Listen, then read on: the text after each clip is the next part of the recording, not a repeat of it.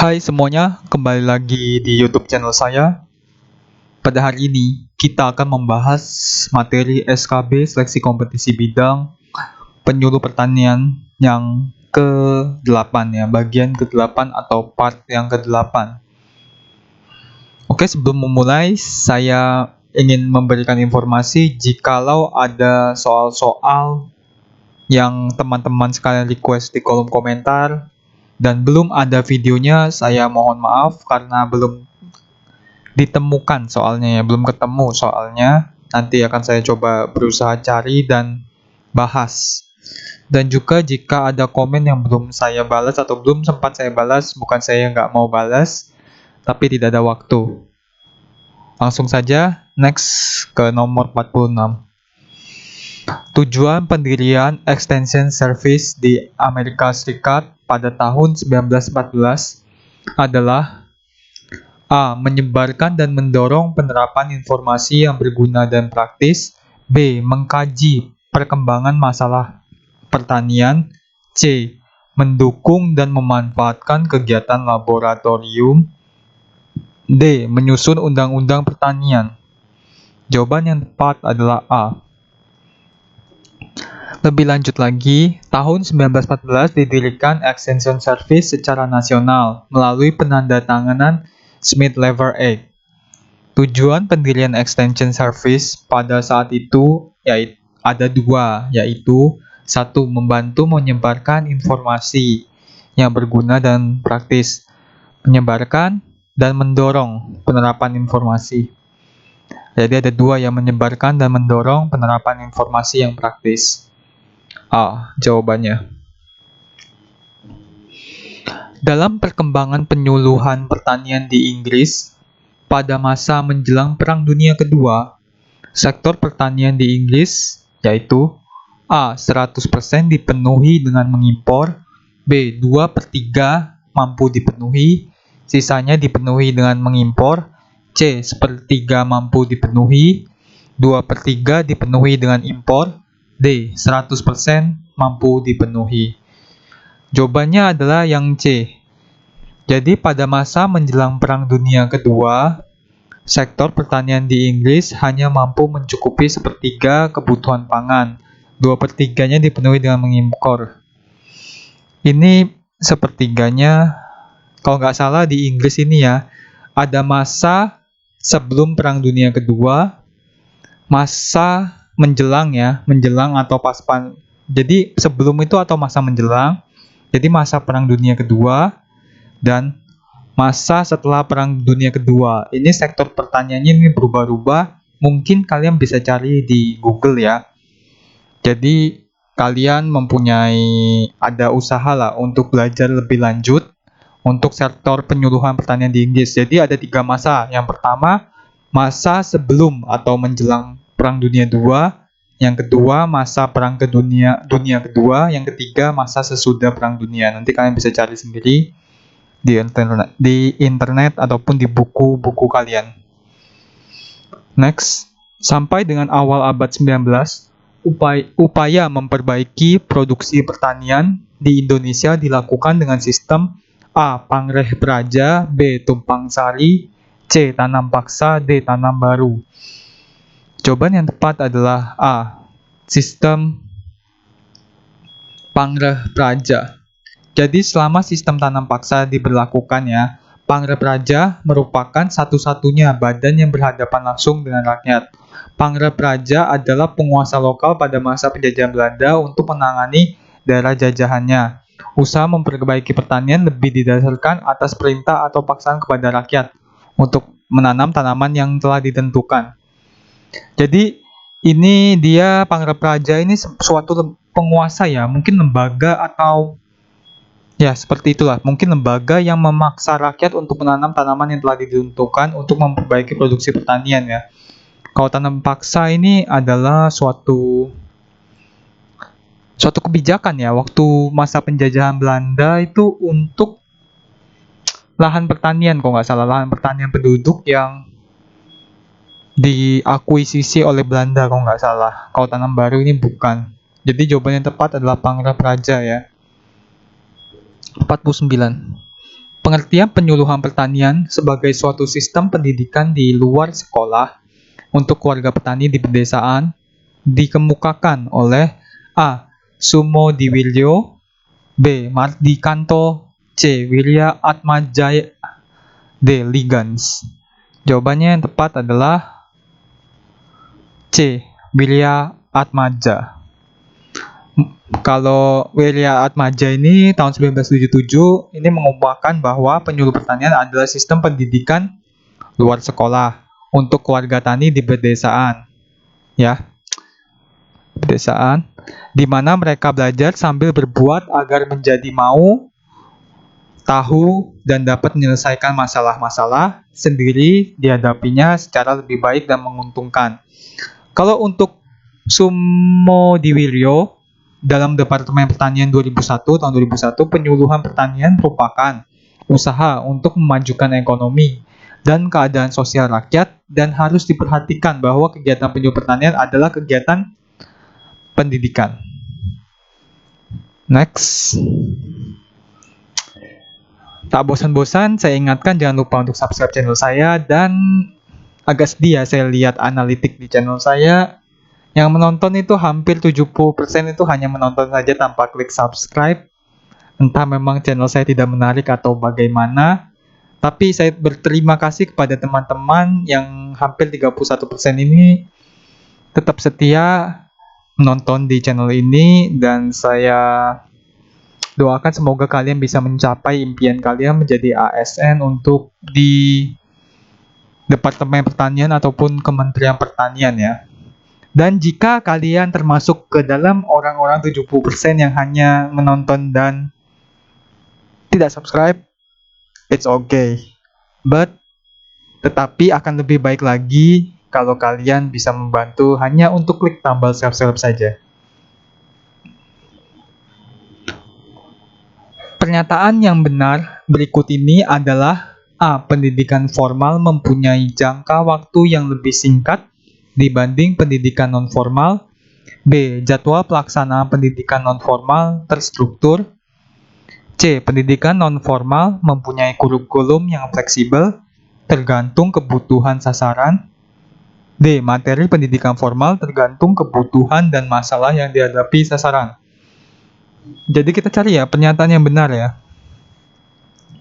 Kalau kita analisis dulu, pendidikan formal mempunyai jangka waktu yang lebih singkat. Ini salah, karena pendidikan formal itu cenderung lebih lama. Seperti kita SD itu 6 tahun, SMP 3 tahun, SMA 3 tahun, dan pendidikan non formal itu biasanya lebih singkat daripada formal. Jadwal pelaksanaan pendidikan non formal terstruktur ini salah. Pendidikan non formal ini jadwalnya ini bisa berubah-ubah tergantung situasi. Kalau pendidikan non formal mempunyai kurikulum yang fleksibel tergantung kebutuhan yang sasaran. Ini benar. Jadi jawabannya yang C. Karena apa? Pendidikan non formal itu biasanya seperti seminar atau training atau pelatihan, itu tuh didasari oleh masalah-masalah yang terjadi di lingkungan. Contohnya, ada masalah petani tidak paham tentang penggunaan pupuk. Jadi nanti akan dilakukan pendidikan non formalnya seperti training atau seminar ataupun pelatihan penggunaan pupuk. Tujuannya agar petani bisa spesifik mengatasi masalah penggunaan pupuk. Kalau materi pendidikan formal ini dia biasanya cenderung lebih umum dan semuanya dipelajari. Bisa kita lihat di tabel berikut. Tujuan formal itu untuk mendapatkan ijazah, ini untuk memperoleh keahlian. Time frame-nya ini waktunya lebih lama ya, ini lebih singkat. Kurikulumnya pendekatan akademis, ini pendekatan non-akademis, sesuai dengan kebutuhan kelompok untuk mencapai target. Kalau metodologinya, ini dengan guru, sifatnya otoriter. Kalau ini fleksibel, karena komunikasi biasanya dua arah. Kontrolnya hubungan top down, ini berarti ada hierarki ya. Hierarki itu kayak kekuasaan. Ini jadi guru, ini kita muridnya. Ya, walaupun saya kurang setuju dengan sistem pendidikan di Indonesia, tapi semoga saja kita doakan Bapak Nadiem Makarim bisa mendobrak dan memberikan sistem pendidikan yang lebih baik. Mungkin bukan untuk kita karena kita sudah lulus S1 ataupun sudah lulus D3, akan tetapi kepada ya adik-adik kita di bawahnya dan mungkin kepada anak kita doakan saja sistem pendidikan di Indonesia ini bisa berubah lebih baik dan ada kolaborasi lainnya lah. Jadi kita ini belajar bukan untuk tahu semuanya, tapi belajar karena kita memang suka dan bisa dan memang bakatnya di bidang itu. Semoga saja Pak Nadiem ada perubahannya lah untuk sistem pendidikan kita, karena logikanya kita sekolah atau kita kuliah, satu dosen itu biasanya hanya mengajar satu mata bidang atau satu mata kuliah. Seperti kalau di saya teknik kimia, dia ada satu dosen yang hanya spesialis untuk reaktor, ada juga yang katalis, ada juga dosen yang spesialisasinya untuk proses teknik kimia atau proses engineering. Nggak satu dosen dia bisa belajar semuanya, tapi kita sebagai mahasiswa dituntut untuk bisa semuanya. That's just so horrible, man. Next. Aliran yang sering digolongkan ke dalam falsafah tradisional adalah A. Perennialisme, B. Idealisme, C. Realisme, D. Progresivisme. Jawaban yang tepat adalah A. Perennialisme. Idealisme adalah yang digunakan dalam falsafat yang pertama kali oleh Leibniz. Perennialisme adalah sebuah sudut pandang dalam filsafat agama yang meyakini bahwa setiap agama di dunia memiliki kebenaran yang tunggal dan universal. Ini perennialisme inilah yang ke dalam falsafah tradisional ya. Progresivisme ini adalah falsafah yang modern. Realisme juga. Idealisme ini dasar falsafah. Ini falsafah tradisionalnya ini yang kayak gini ya, pola pikirnya perennialisme inilah. Ini dasar falsafahnya. Idealisme ternyata berrealisme, ternyata realisme bukan falsafah modern tapi masuk yang ke tradisional. Ya. Next.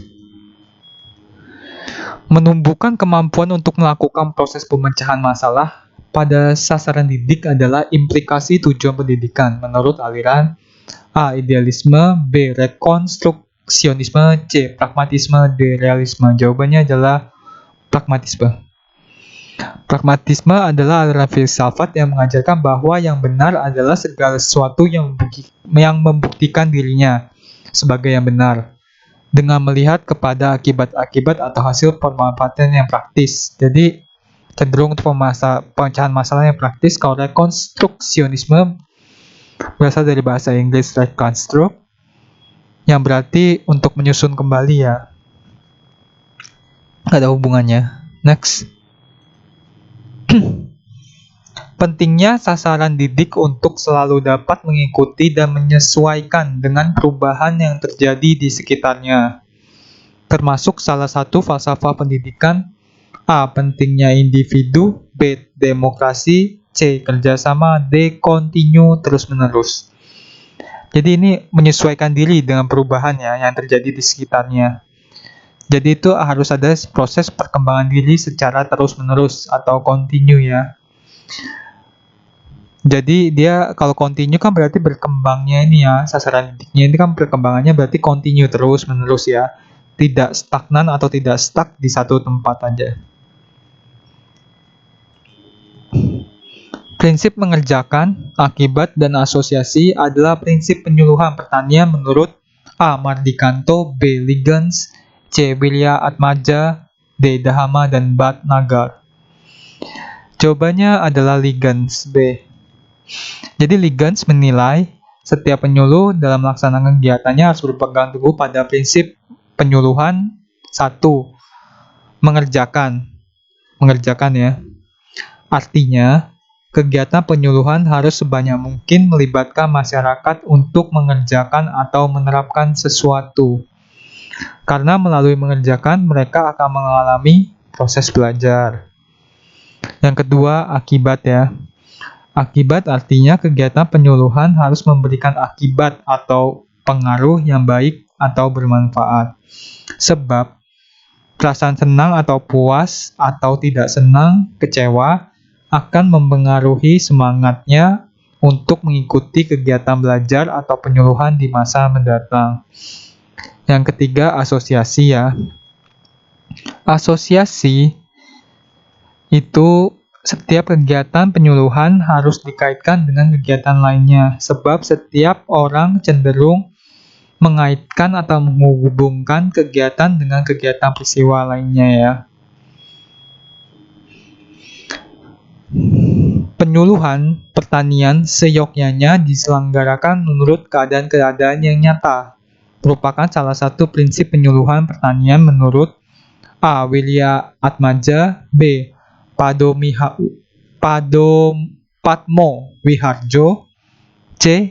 Mardikanto, D. Liggins. Jawabannya adalah C. Mardikanto. Evaluasi harus dilandasi oleh data atau fakta yang dapat dipercaya. Karena itu pengumpulan data dan fakta harus dilakukan sebaik-baiknya dalam arti tepat, valid, dan teliti atau reliable. Jadi jawabannya adalah Mardikanto. Jadi ini kan valid dan teliti, ini kan berarti ya yang nyata lah, yang nyata ada di lapangan. Oke, tak terasa sudah part 8 kita membahas penyuluh pertanian dan sudah 10 soal kita hari ini bahas ya. Semoga kalian jika memang lulus dalam SKB dan lulus perankingan ya, maksudnya masuk ke perankingan dan berhak lanjut ke SKB, kalian harus benar-benar mempersiapkannya pertama kali mungkin untuk membaca ya, jabatan fungsional kalian ya, itu apa ya. Misalnya kalian adalah analisis pangan, berarti carilah apa itu mutu kredit kalian, atau bagaimana syarat, apa sih itu analisis pangan, atau apa sih itu pengawas mutu hasil pertanian, tugasnya apa, dan tingkatan jabatannya seperti apa. Mungkin kalian harus lebih paham lagi. Jadi belajarlah dari banyak sumber, dan jika memang kalian belum terlalu paham akan pembahasan saya, kalian boleh ulang video ini dan mendengarkannya kembali agar lebih paham. Dan juga saya memberikan informasi bahwa jika kalian lupa untuk materi yang part 1 sampai part 7, kalian bisa klik channel YouTube saya dan cari materi penyuluh pertanian yang part 1 sampai 7. Akhir kata, saya ucapkan terima kasih dan selamat belajar. Semoga kalian bisa mewujudkan impian Anda.